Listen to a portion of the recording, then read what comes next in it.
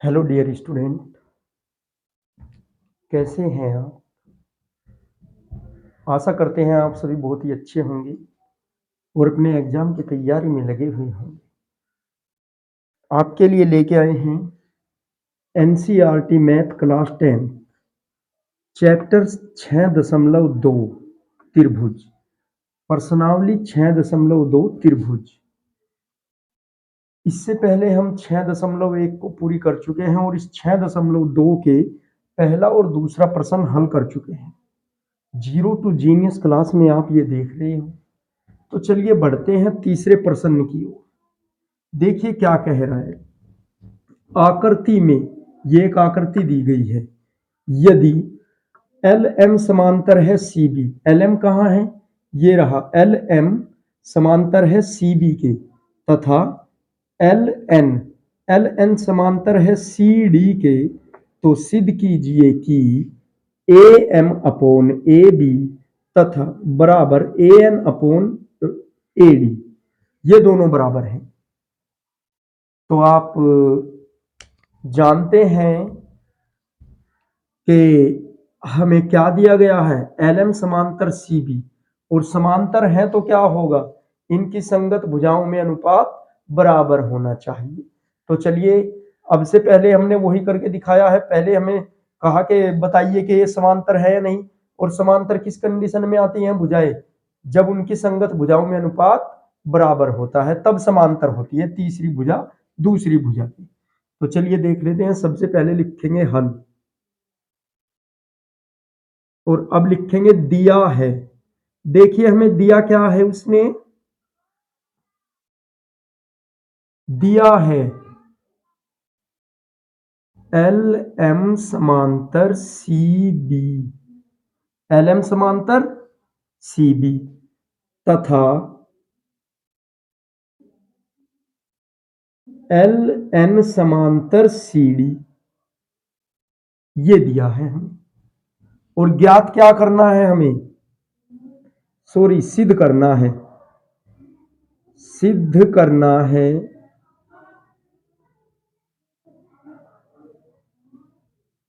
सिद्ध क्या करना है, A M upon A B और बराबर A N upon A D, ये हमें सिद्ध करना है। तो चलिए देख लेते हैं कि किस प्रकार से सिद्ध करते हैं। सबसे पहले हम लेंगे त्रिभुज ए बी सी में। देखिए एक त्रिभुज बन रहा है, वैसे तो ये चतुर्भुज है किंतु हम इसे त्रिभुज त्रिभुज के रूप में कर लेंगे। देखिए ए सी बी या ए बी सी बन रहा है ना एक त्रिभुज इस प्रकार से। तो एक त्रिभुज बनना है तो हम सबसे पहले लिखेंगे यहां पे उपपत्ति, उपपत्ति या हल। उपपत्ति त्रिभुज ए बी सी में, त्रिभुज ए बी सी में, इसे अभी भूल जाओ आप, डी वाले को, इधर वाले को ध्यान मत दो, आप बस इस पे ध्यान दो, ए बी सी त्रिभुज पर। अब आप त्रिभुज ए बी सी में भुजा ए बी पर देख, सॉरी, भुजा ए सी पर, भुजा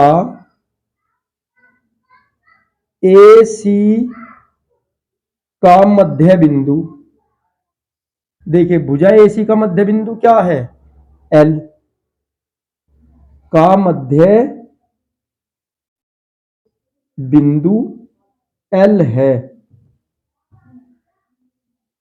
आपको दिखाई दे रहा है एसी भुजा का मध्य बिंदु एल है कि नहीं। और एल से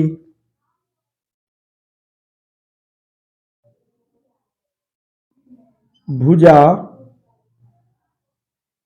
ए बी पर लंब खींच दिया, ये खींच दिया यहां पर, ए बी पर स्थित बिंदु एम पर मिलाया,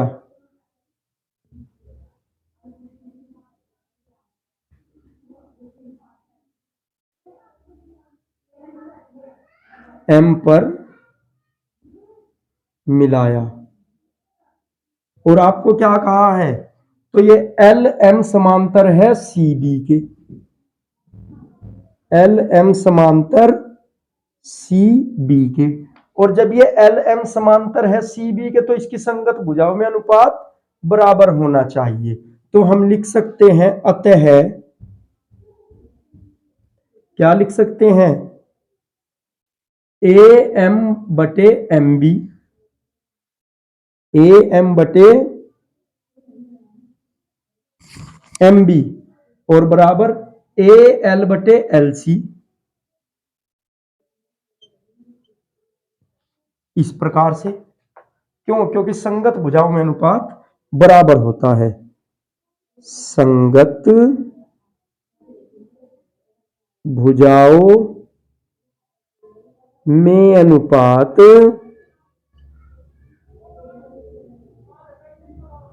बराबर, ये बात दिखा दी हमने। अब कहेंगे हम, अब देखिए, अब देख लेते हैं त्रिभुज ए डी सी में, ए डी सी में अब लेंगे हम त्रिभुज ए डी सी में, ए डी सी में भुजा ए सी पर बिंदु एल स्थित है, यही बात कहेंगे। और क्या उसने क्या कर रखा है, एन एल या एल एन समांतर है सी डी के, में एल एन समांतर है, ये वाली भुजा देखिए यहां पर एल एन समांतर है सी डी। तो जब ये समांतर है तो इसकी भी संगत भुजाओं में अनुपात क्या होगा, बराबर होगा। तो इसे भी दिखा देंगे क्या हम, ए एन अपॉन एन डी, ए एन अपॉन एन डी ना जी,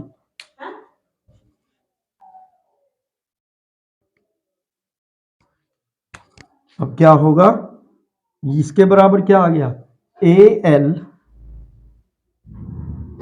अपॉन एल सी। अब यहां पे देखिए A L upon L C, A L upon L C, ये दोनों बराबर है। जब ये इसके बराबर ये है और इसके बराबर ये है तो क्या लिख सकते हैं हम, जब देखिए यहां पर A L upon L C बराबर A M upon M B है और यहां पर A L upon L C बराबर A N upon N D है, जब ये एक दूसरे के बराबर है तो ये भी तो एक दूसरे के बराबर होंगे। तो हम लिख सकते हैं A M upon M B बराबर A N upon N D. अब लिखेंगे एक बात हो, ये हो गया एक दूसरे के बराबर, तो हम लिखेंगे उलटने पर, उलटने पर इन्हें उलट देंगे एक दूसरे के साथ, ऊपर एम बी और नीचे ए एम बराबर ऐसे ही ये एन डी और ए एन। अब क्या कहेंगे हम, दोनों ओर एक जोड़ने पर, दोनों ओर एक जोड़ने पर, दोनों ओर में एक जोड़ देंगे तो M B upon A M plus 1 और बराबर N D upon A N plus 1। ये जोड़ दिया हमने, यहां पे दिखा देंगे। चलो क्या आ गया, इसका बटा एक मानेंगे, इसका बटा एक मानेंगे, लघुत्तम ले लेंगे तो कितना आ गया लघुत्तम हमारा, ए एम, लघुत्तम कितना आ गया हमारा, ए एम, ये वाला ऊपर कितना, A M plus M B. ऐसे ही इधर वाला देखेंगे, इसका बटा एक माना, लघुत्तम आ गया ए एन, तो नीचे आ गया ए एन, ऊपर कितना हमारा ए एन प्लस एन डी, ए एन प्लस एन डी। अब यहां से कितना हो जाएगा, ए एम देखिए यहां पर है, एम बाहर आ गया तो A B upon A M और बराबर इधर यहां एन है, यहां एन है, तो क्या बचा A D upon A N. ठीक है, और हमें लाना क्या है, A M upon A B, A N upon A D. तो हम कहेंगे उलटने पर, फिर से उलट देंगे इन्हें, उलटने पर कितना हो जाएगा, A M upon A B बराबर A N upon A D, और यही हमें सिद्ध करना था। ये हमारा आंसर आ गया है। चलिए एक बार फिर से देख लेते हैं। उसने कहा है कि ये आकृति दी गई है जिसमें ए बी सी डी एक चतुर्भुज है और उसकी जो भुजा ए सी है, विकर्ण कह लीजिए, उससे उसका मध्य बिंदु एल है और एल से उसकी भुजा ए बी और भुजा डी ए डी पर लंब डाला गया है, एल एम और एन एल। और उसने कहा है ये एल एम समांतर है सी बी के और एन एल समांतर है डी सी के। तो सिद्ध कीजिए। सिद्ध क्या करवा रहा है वो कि A M upon A B और A N upon A D, तो ये सिद्ध कीजिए। तो आप जानते हो जब भुजाओं में समांतर भुजाएं हैं तो उनकी संगत भुजाओं में अनुपात कितना होना चाहिए, बराबर होना चाहिए। तो हमने पहले अनुपात बराबर लिख के दिखाया, फिर हमने कहा उलटने पर इनको, और उलटने के बाद सिचुएशन बनी कि हमने इनमें दोनों ओर एक एक जोड़ दिया और इसके बाद हमारे पास ये प्राप्त हो गया, यहाँ पे A M plus M B और यहाँ पे A N plus N D. और हमने फिर हल करने के बाद यहाँ पे एम बाहर आ गया, यहाँ पे एन बाहर आ गया, अंदर बच गया ए बी, गुणा करा के, और तो A B upon A M A D upon A N, उलटने पर हमने ये दिखा दिया। इस प्रकार से आप इसे हल कर सकते हैं। आपने इसका हल प्राप्त कर लिया है। चलिए बढ़ते हैं प्रश्न संख्या 4 की ओर।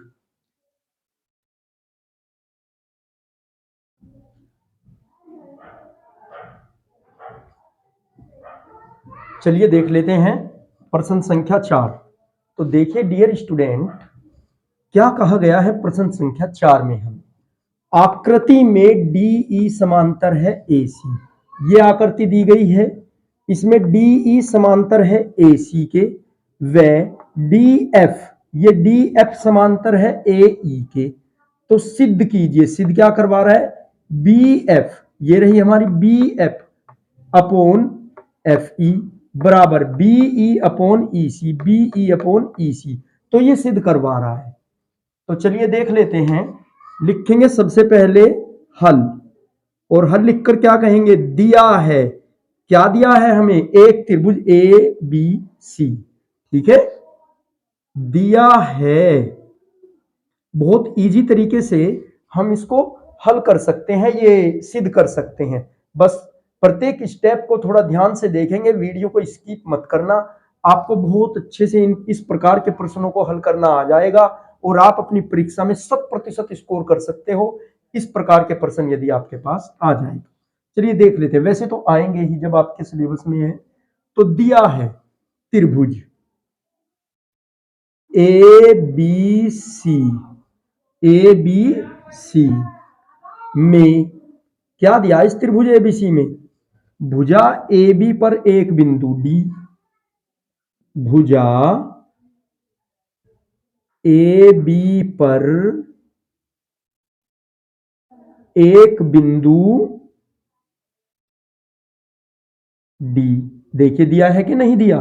देखिए आराम से, धीरे से, जल्दबाजी नहीं करेंगे, सब चीज को आराम से समझते चलेंगे ताकि आपको स्टेप बाय स्टेप प्रत्येक बात अच्छे से समझ में आ जाए। देखिए भुजा ए बी पर दिया है एक बिंदु डी, हमने लिख दिया त्रिभुज ए बी सी में भुजा ए बी पर एक बिंदु डी। व, चलिए व की बात कर लेते हैं। व क्या दिया उसने, व भुजा बी सी, ये बी सी है हमारा, भुजा बी सी पर बिंदु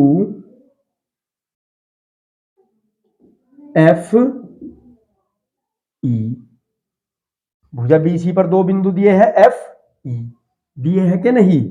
व क्या कहा है, डी ई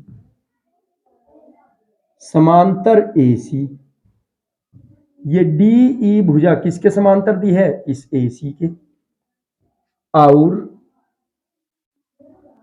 क्या कहा है, डी एफ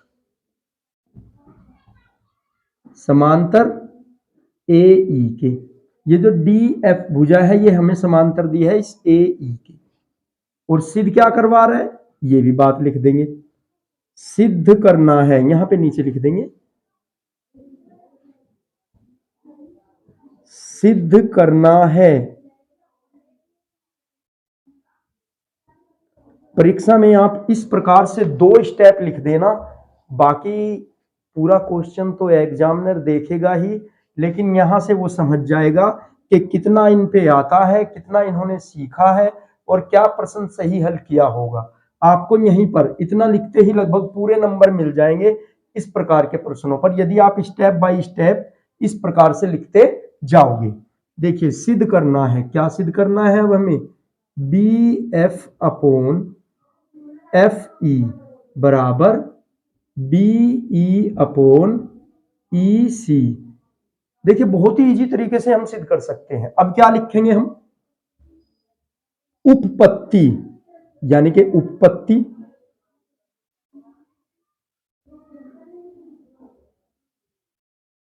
उपपत्ति उपपत्ति में क्या लिखेंगे, उपपत्ति का मतलब होता है कि किस प्रकार हल किया जाए। चलिए देख लेते हैं। अब लिखेंगे हम त्रिभुज। सबसे पहले हम त्रिभुज ले लेते हैं ए बी ई। कौन सा त्रिभुज ले रहे हैं, ए बी ई, ये छोटा त्रिभुज, त्रिभुज ए बी ई में, त्रिभुज ए बी ई में आप जानते हो भुजा बी ए बी पर एक बिंदु डी स्थित है और बी ई पर एक बिंदु एफ स्थित है, और उसने क्या कहा है यहां पर कि ये डी ई, हाँ डी एफ समांतर है ए ई के, और जब ये समांतर है तो इनकी संगत भुजाओं में क्या होना चाहिए, अनुपात बराबर होना चाहिए। तो हम क्या लिख सकते हैं, त्रिभुज ए बी सी में ए डी अपॉन ये A D upon B D और बराबर B F upon F E, B F upon F E, इसको कहेंगे हम समीकरण नंबर 1। अब ले लेते हैं बड़ा त्रिभुज ए बी सी, दूसरा त्रिभुज ले लेंगे अपना बड़ा। अब लिखेंगे हम त्रिभुज ए बी सी में, त्रिभुज ए बी सी में क्या दिया है, देखिए उसने डी ई समांतर है ए सी के, ये डी ई समांतर है किसके, ए सी के, और जब ये एक दूसरे के समांतर है तो इसकी संगत भुजाओं में अनुपात बराबर होना चाहिए। तो हम क्या लिख सकते हैं इसके लिए, ए डी अपॉन इसके त्रिभुज ए बी सी में A D upon B D, A D upon B D, और यहां से क्या लिख सकते हैं हम, B E upon B E upon E C, B E upon E C, ये लिख सकते हैं और इसको नाम दे सकते हैं समीकरण नंबर 2। अब यहां से आप देखिए समीकरण 1 में A D upon B D बराबर B F upon F E आ रहा है, और समीकरण नंबर 2 में हमारा क्या आ रहा है, A D upon B D बराबर B E upon E C. तो यहां पर देखिए आप, यहां पर भी A D upon B D है, यहां पर भी A D upon B D है, तो जब इसके बराबर ये है और इसके बराबर ये है तो ये दोनों भी तो एक दूसरे के बराबर होंगे कि नहीं होंगे। तो हम लिख सकते हैं अतः B F upon F E बराबर इसके B F upon F E बराबर B E upon E C, B E upon E C, और यही आपको सिद्ध करना था। देखिए एक मुश्किल से 1 या 2 मिनट आपको लगेगी, और लगनी भी नहीं है। जब आप इसे 2 से 3 बार अच्छे से समझ लोगे तो आप इस प्रकार के क्वेश्चन को यूं चुटकी बजाते ही हल करने लगोगे। त्रिभुज में आपको अपने आप से पारंगता हासिल हो जाएगी जब आप थोड़ा ध्यान दोगे। उसने सब कुछ हमारे प्रश्न में ही दे दिया है, और अक्सर हमारे विद्यार्थी इस प्रकार के प्रश्नों से ऐसे कर लेते हैं कि बस छोड़ देते हैं इस प्रकार के प्रश्नों को, और ये प्रश्न हमारे सबसे ज्यादा इजी होते हैं, ये सबसे ज्यादा इजी होते हैं, और हमारे विद्यार्थी इनको इस प्रकार से देखते हैं और कहते हैं अरे कौन सिद्ध करेगा, पता नहीं कैसे है क्या है, छोड़ के चले जाते हैं। लेकिन मेरे मित्रों, मेरे विद्यार्थियों, डियर स्टूडेंट, यही सबसे अच्छे और सबसे ज्यादा नंबर दिलाने वाले प्रश्न होते हैं, तो इन्हें जरूर देखें। देखिए क्या कहा है, उसने कहा है कि एक आकृति दे दी और इस आकृति में क्या कहा है, डी ई समांतर ए सी के, डी ई समांतर है इस ए सी के, व डी एफ समांतर है ए ई के, और सिद्ध करवा रहा है B F upon F E बराबर बी ई अपॉन ई सी। चलो सिद्ध करने की तो बात बाद में है, जो आएगा हो जाएगा, लेकिन आप एक बात जानते हो, जब किसी त्रिभुज की संगत भुजाएं, ये क्या है देखिए, समांतर हैं एक दूसरे के, तो उसकी संगत भुजाएं अनुपाती होंगी कि नहीं, उसकी में एक दूसरे को अनुपात समान अनुपात में विभाजित करेंगी कि नहीं। तो जब मैं एक दूसरे को समान अनुपात में विभाजित करेंगी, तो हमने इस प्रकार की कंडीशन रख दी कि त्रिभुज ए बी ई में, ए बी ई में क्या है, A D upon B D और B F upon F E, ये लिख दिया, इसे समीकरण नंबर 1 नाम दे दिया। यहां पे लिखेंगे समीकरण 1 व 2 से।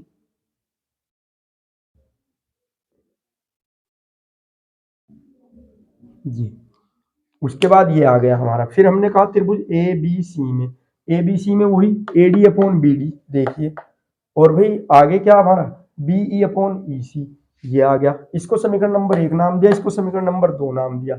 यहाँ पे देखिए A D upon B D बराबर जब ये आ रहा है और यहाँ भी A D upon B D बराबर ये आ रहा है, तो इसके बराबर ये दोनों मान बराबर हैं, तो क्या ये दोनों नहीं बराबर होंगे अपने आप में, तो हम इन्हें लिख सकते हैं कि समीकरण 1 व 2 से B F upon F E बराबर होंगे B E upon E C. तो यही सिद्ध करना था और आपने कर दिया। चलिए बढ़ते हैं प्रश्न संख्या 5 की ओर। आप आराम से इसका स्क्रीनशॉट ले लीजिए, फिर इसे हटाकर प्रश्न संख्या 5 को लिखते हैं और उसे हल करते हैं।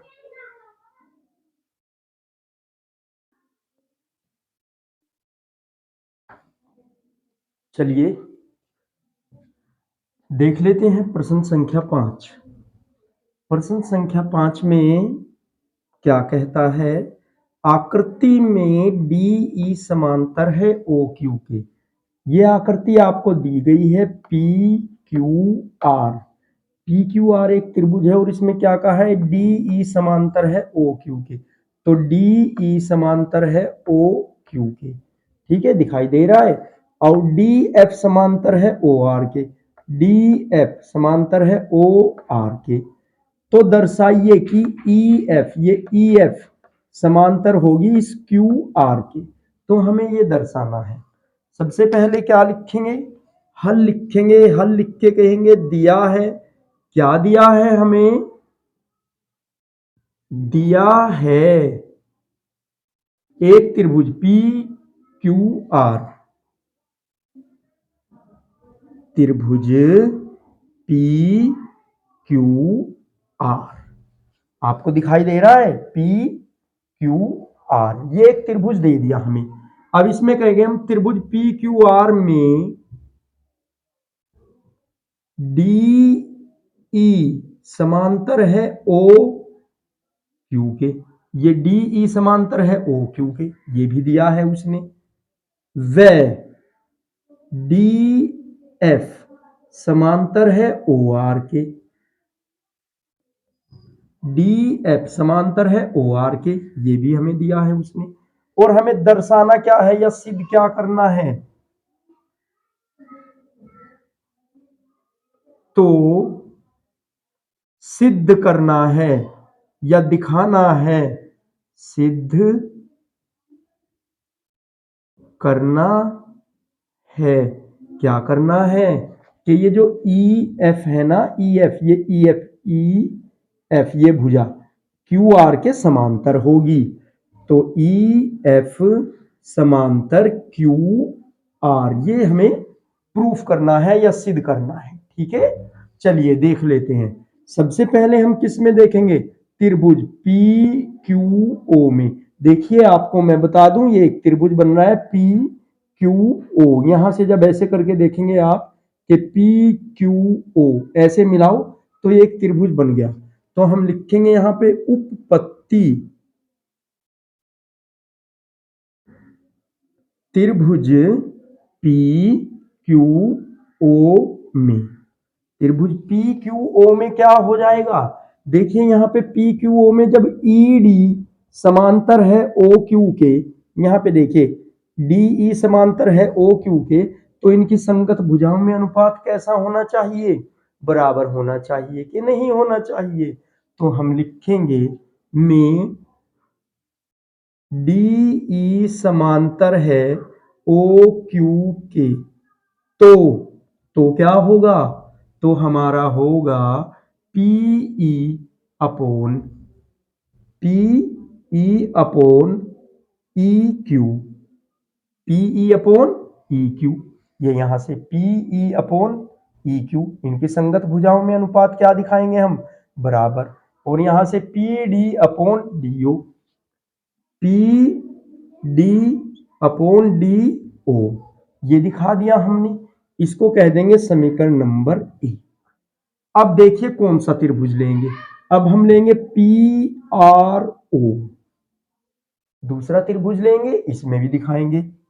अब लेंगे हम त्रिभुज पी आर ओ में, पी आर ओ में क्या दिया उसने, देखिए उसने दिया है डी एफ समांतर है ओ आर के, ये दिया है यहाँ पे, में डी एफ समांतर है ओ आर, और जब ये समांतर है तो क्या होगा, इनकी संगत भुजाओं में अनुपात बराबर होगा।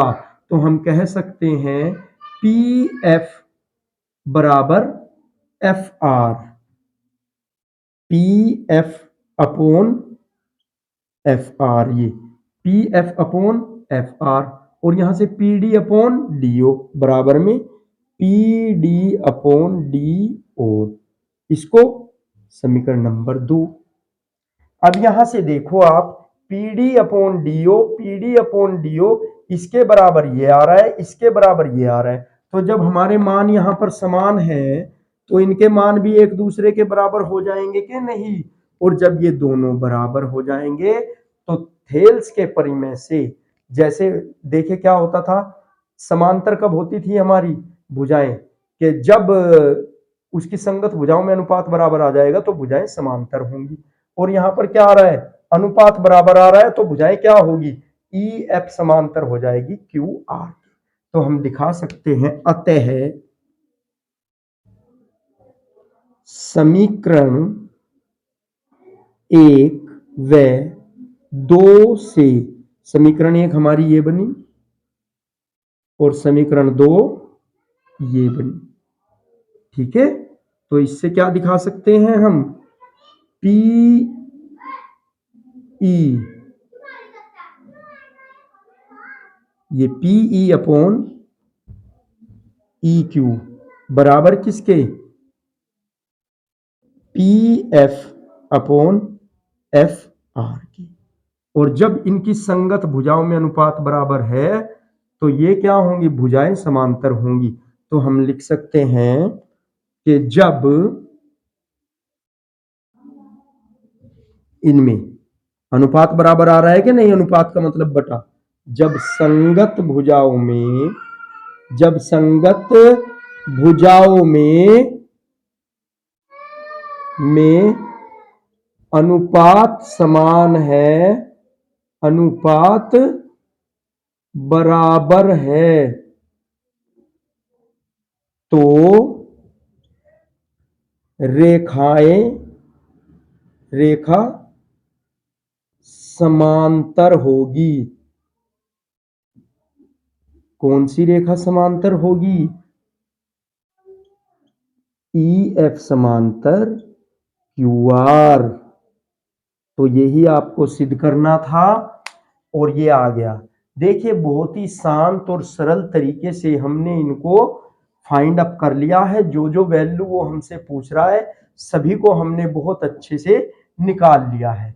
उसने आकृति दी है, आकृति में क्या कहा है, डी ई समांतर ओ क्यू के, ये वाला डी एफ समांतर ओ आर के, तो दर्शाइए ई एफ समांतर होगी क्यू आर के। तो आपने क्या किया, दिया है त्रिभुज पी क्यू आर में डी ई समांतर ओ क्यू के व डी एफ समांतर ओ आर के, यही तो दिया है उसने, और दर्शाना या सिद्ध क्या करना है, ई एफ समांतर क्यू आर के। तो आपने सबसे पहले क्या कहा, त्रिभुज पी क्यू ओ में, त्रिभुज पी क्यू ओ में क्या बना, डी एफ समांतर ओ क्यू के, डी एफ समांतर डीई, डीई समांतर ओ क्यू के, मैंने इसको भी क्यू लिख दिया, चलिए कोई बात नहीं, ओ क्यू के।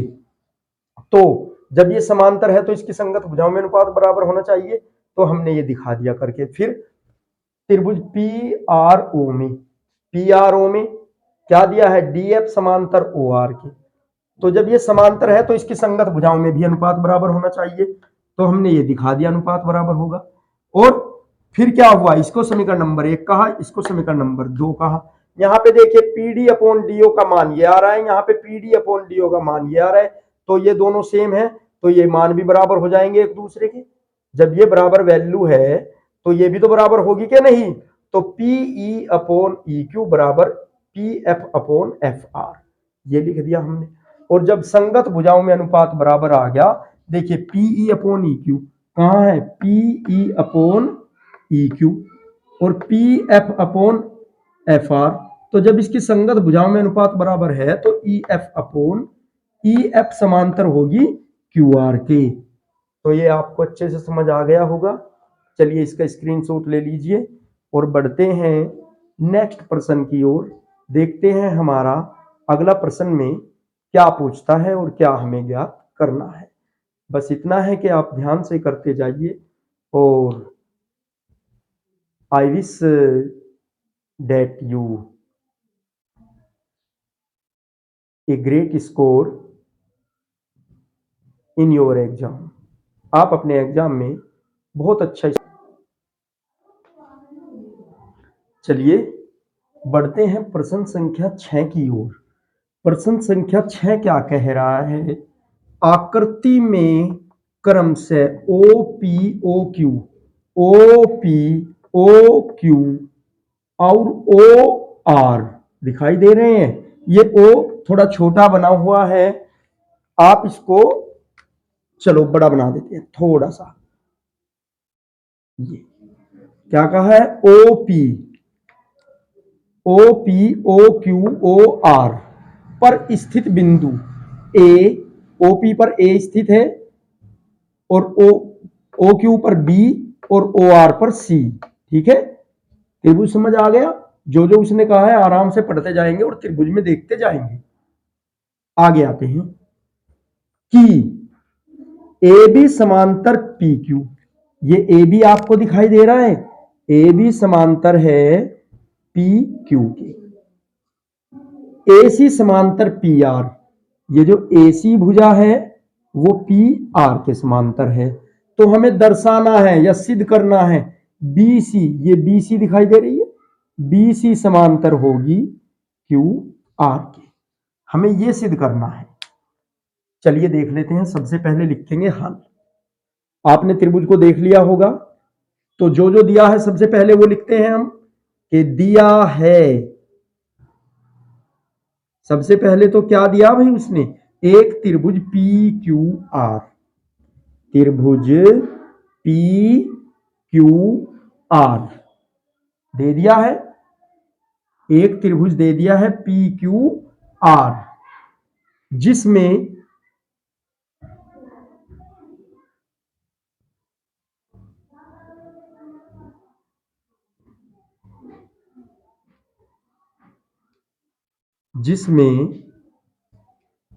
भुजाओं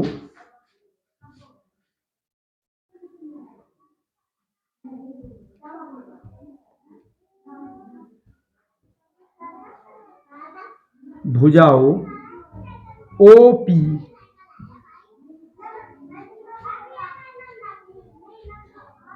ओ Q, O P O Q O R पर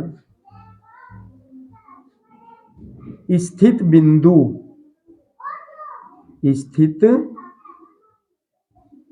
बिंदु, इस पर स्थित बिंदु क्या है हमारे, वो देख लेते हैं। जिस पर बिंदु ए बी सी इस प्रकार स्थित है, इस प्रकार स्थित है कि ए बी समांतर पी क्यू व ए सी समांतर पी आर, तो सिद्ध कीजिए। तो सिद्ध क्या करना है? सिद्ध करो, क्या करो सिद्ध? बी सी समांतर क्यू आर, ये बात सिद्ध करनी। तो चलिए सबसे पहले हम लिखते हैं अब जब उपपत्ति।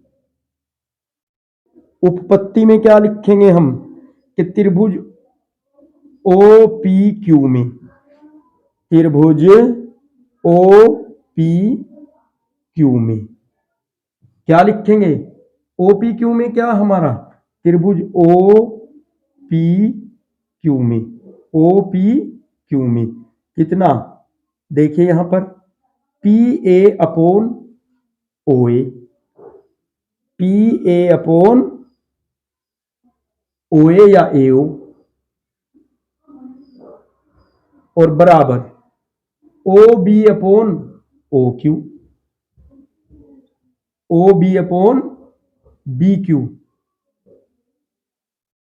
ये आ गया।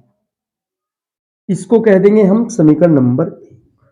अब कहेंगे त्रिभुज ओ पी आर में, त्रिभुज ओ पी आर में, त्रिभुज ओ पी आर में क्या होगा?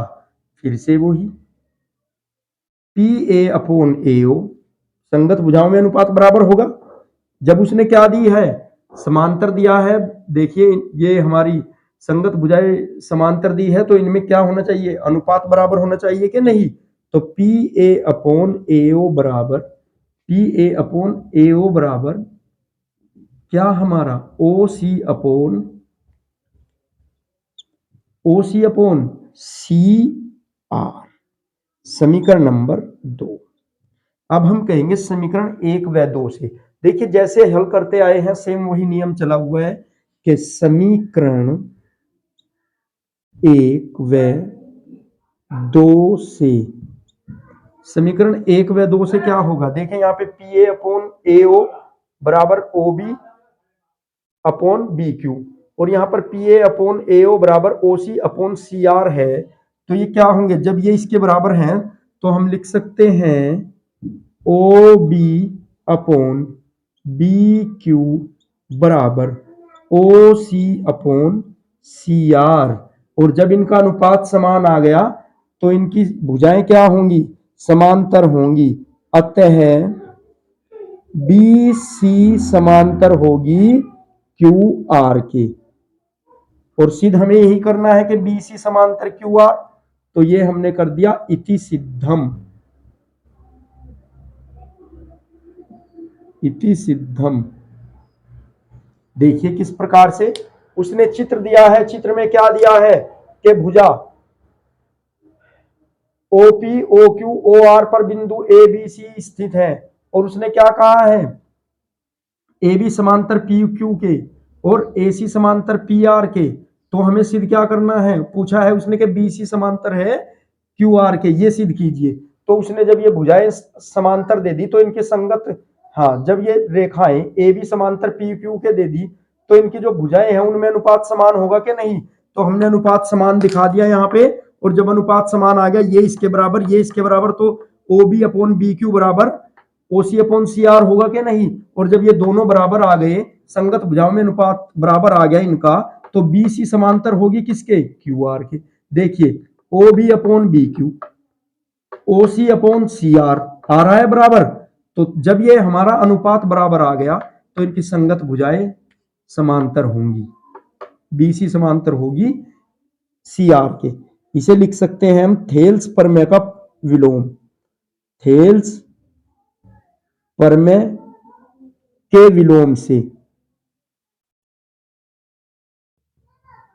थेल्स जी ने प्रमेय दिया है, थेल्स जी ने क्या प्रमेय दिया है कि जिनकी संगत भुजाओं में अनुपात बराबर होता है, वो जो समांतर रेखाएं होती हैं उनकी संगत भुजाओं में अनुपात बराबर होता है। तो उसका उल्टा भी तो हो सकता है, यदि अनुपात बराबर आ रहा है भुजाओं में तो वे क्या होंगी? संगत समांतर होंगी। तो यहां से इसका विलोम हो गया ये, और इसके अनुसार हमने इनको दर्शा दिया कि BC समांतर है QR के। ये आपको बहुत अच्छे से समझ आ गया होगा, और आप इन क्वेश्चनों पर, इन प्रश्नों पर ज्यादा से ज्यादा फोकस करें। ये त्रिभुज है, ये आपकी लगभग सभी परीक्षाओं में देखने को मिलता है, और 10th क्लास में तो इसका विशेष महत्व है। इसके बाद त्रिभुज के बाद हम निर्देशांक ज्यामिति और ट्रिग्नोमेट्री और मेंसुरेशन को करेंगे, जो कि आपकी परीक्षाओं में बहुत लाभदायक है।